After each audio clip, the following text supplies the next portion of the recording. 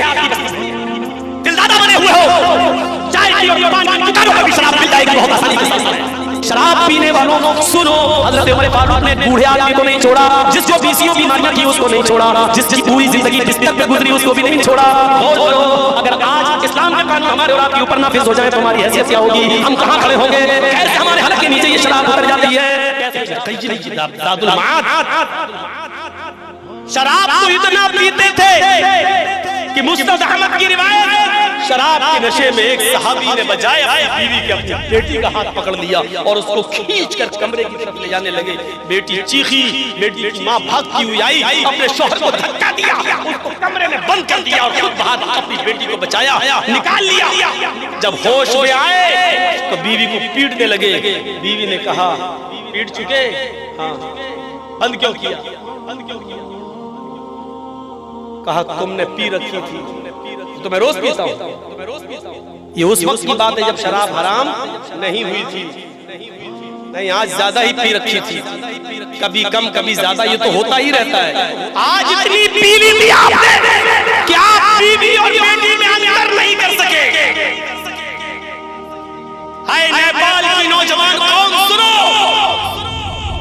بہت شراب سستی ہے آپ کی بستی میں، دلدادہ بنے ہوئے ہو، چائے کی اور پان کی دکانوں پر بھی شراب مل جائے گی بہت آسانی کے ساتھ، لیکن یہ شراب کتنی منحوس چیز، کتنی خراب چیز، اس کا اندازہ بھی ہمیں اور آپ کو نہیں ہوتا۔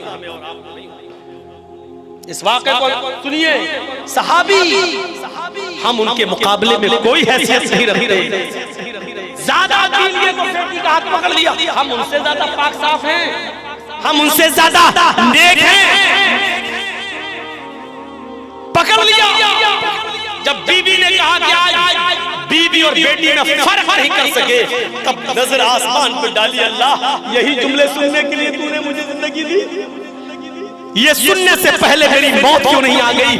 زمین کیوں نہیں پھٹ گئی؟ میں پھنس کیوں نہیں گیا؟ اور پھر کہتے ہیں اے اللہ میں تجھے گواہ بنا کر کہتا ہوں آج کے بعد میں شراب کو ہاتھ نہیں لگاؤں گا۔ شراب جب حرام نہیں ہوئی تھی تو اس کا نقصان دے کر صحابہ چھوڑ دینے کی قسم کھا لیا کرتے تھے۔ ایک ہمیں حرمت شراب کے باوجود، ہمارے نبی کے حکم کے باوجود آج ہم اس کو پی رہے ہیں، اپنے حلق کے نیچے ہم اس کو اتار رہے ہیں۔ الاصابہ پڑھیے، الاصابہ فی تمیز الصحابہ، حافظ احمد ابن حجر الاسقلانی کی کتاب۔ میرے بھائیوں، عثمان حضرت قدامہ ابن مظعون کا واقعہ نقل کرتے، شراب حرام ہو گئی، اس کے بعد شراب چھوڑ دی گئی۔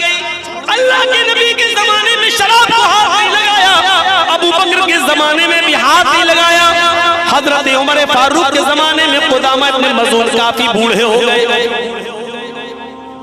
اور بیماریوں نے ان کو جکڑ لیا، 20 بیماری میں کا شکار ہو گئے۔ ایک رات میں ان کو بہت زیادہ شدید درد ہوا اور قدامہ ابن مظعون درد سے نڈھال ہو گئے۔ ان کے کسی بیٹے نے شراب کی بوتل رکھی ہوئی تھی، اٹھا لائے اور کہنے لگے ابو آپ کو بہت شدید درد ہے، سو نہیں پا رہے، یہ تھوڑی سی شراب لے لیجئے، پی لیجئے تاکہ آپ کو تھوڑا سا آرام مل جائے، نیند آ جائے، کل صبح ہم کسی حکیم کو دکھائیں گے، کسی بڑے حکیم کے پاس چلیں گے۔ انہوں نے سوچا کہ درد ہے اور یہ مجبوری ہے تو کیوں نہ تھوڑی سی شراب پی کر تھوڑا سا آرام کر لیا جائے۔ الاصابہ میں حافظ احمد ابن حجر لکھتے ہیں 3 یا 4 گھونٹ تھوڑی سی انہوں نے شراب اتنی لے لی کہ آرام سے نیند آ جائے، شراب پینے کے بعد یہ سو گئے اور ان کے بیٹے کے ذریعے یہ خبر حضرت ابو ہریرہ اور دوسرے صحابہ کو لگ گئی۔ صبح ہوتے ہی یہ خبر حضرت عمر فاروق رضی اللہ تعالیٰ عنہ کے دربار میں پہنچ گئی۔ حضرت عمر نے صبح ہوتے ہی قدامہ ابن مظعون کو بلایا۔ قدامہ ابن مظعون اپنے دونوں بیٹوں کے کاندھے پر ہاتھ رکھ کر، اپنے دونوں بیٹوں کے دونوں کاندھوں پر یہ ہاتھ ان کے اور یہ ہاتھ اس بیٹے کے کاندھے پر رکھ کر حضرت عمر فاروق کے دربار میں آئے۔ فرمایا آئے قدامہ میں نے سنا ہے کل رات میں تم نے تھوڑی سی شراب پی لی، سچے لوگ تھے، ایماندار لوگ تھے. کہنے لگے ہاں امیر المومنین، آپ کو تو معلوم ہے مجھے 20 بیماریوں نے گھیر لیا ہے، آپ خود ہماری عیادت کے لیے گھر پہ آتے ہیں. کل اتنی تیز درد ہوا کہ میں کرہنے لگا، تو میرے بیٹے نے مجھے تھوڑی سی شراب پلا دی تاکہ نیند آ جائے. حضرت عمر نے اپنا سر پھٹکا، اے قدامہ یہ تم نے کیا کیا، اور اب جرم کا اعتراف بھی کر چکے ہو. کہا بیماری تھی، مجبوری تھی. فرمایا تمہارے نبی جناب محمد رسول اللہ کی ہمیں کسی حدیث کے اندر نبی اکرم کی پوری زندگی میں حرام ہو جانے کے بعد شراب کسی صحابی کو آپ نے مجبوری میں بھی پینے کی اجازت نہیں دی. اگر دی ہے تو میرے سامنے کوئی واقعہ لاؤ یا آپ کی کوئی حدیث موجود ہو کہ مجبوری میں پی سکتا ہے. اگر کوئی دلیل ہو تو دے دو، اور اگر یہ دلیل کوئی نہیں دے سکا تو میں تمہیں 40 کوڑے ماروں گا. صحابہ کرام کی میٹنگ ہوتی ہے، سارے صحابہ کہتے ہیں کہ ان کو مجبوری ہے، بوڑھے بھی ہو چکے ہیں، اور درد کی وجہ سے حضرت عمر نے کہا مجھے کسی کی تکلیف مت بتاؤ، مجھے یہ دلیل دو کہ حضرت محمد رسول اللہ نے مجبوری میں کسی کو شراب پینے کی اجازت دی ہو، اور مجبوری میں کبھی کسی یہ کہا ہو کہ کوئی آپ کی پریشان ہو تو مجبوری میں شراب پی سکتا ہے. نہیں مل سکی کوئی دلیل. حضرت عمر فاروق نے کہا پھر آج ان کو 40 کوڑے مارے جائیں گے.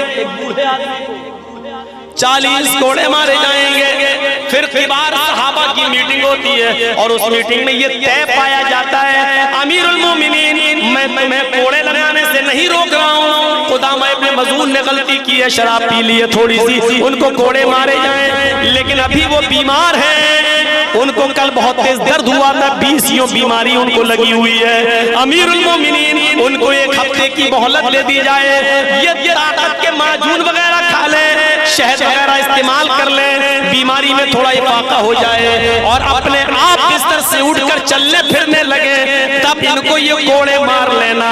ابھی 1 ہفتے کے لیے ان کو مہلت دے دی جائے.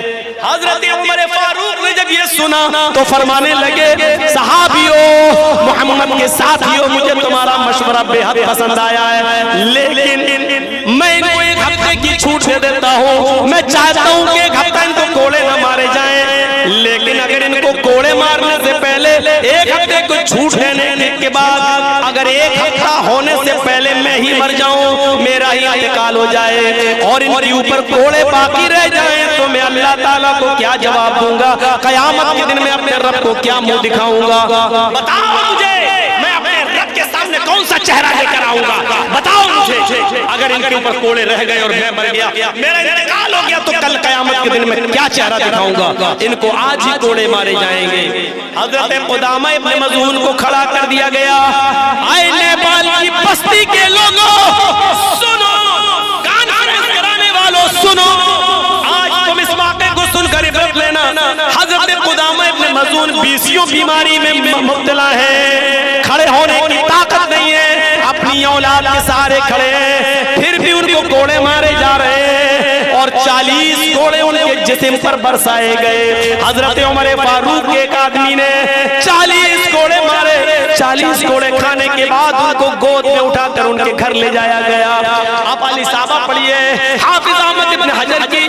ان 40 کوڑے کھانے کے بعد پھر 2 یا 3 سال تک قدامہ ابن مظعون زندہ رہے، لیکن ان 40 کوڑوں کے بعد ان کی ہڈی کے اندر اتنا درد ہو چکا تھا کہ وہ پھر 2-3 سال تک پھر وہ بستر سے نہیں اٹھ سکے. لیٹرین، پیشاب و پائخانہ اسی بستر پر کرتے تھے.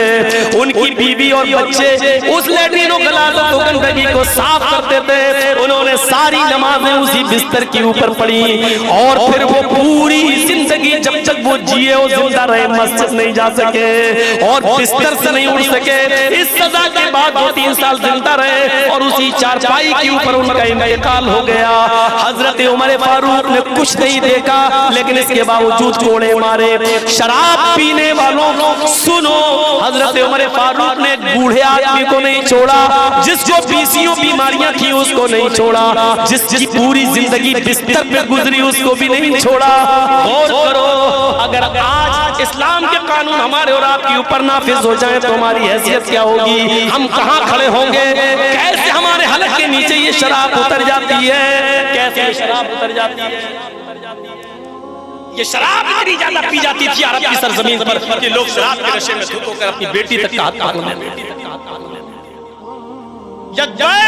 शराब की हुर्मत का ऐलान अल्लाह के नबी भी नहीं कर सके। और ये बताता है तकाज़ा नबी अकरम का कि अगर मुआशरे में कोई बुराई बहुत ज्यादा जड़ें पकड़ चुकी हो, मजबूत हो चुकी हो, तो फौरन सारे लोग मिलकर उस बुराई को फौरन नहीं रोक सकते हैं, धीरे धीरे रोकना चाहिए, धीरे धीरे। और इन्हीं बुराइयों में एक बुराई है हमारे मुआशरे की जहेज।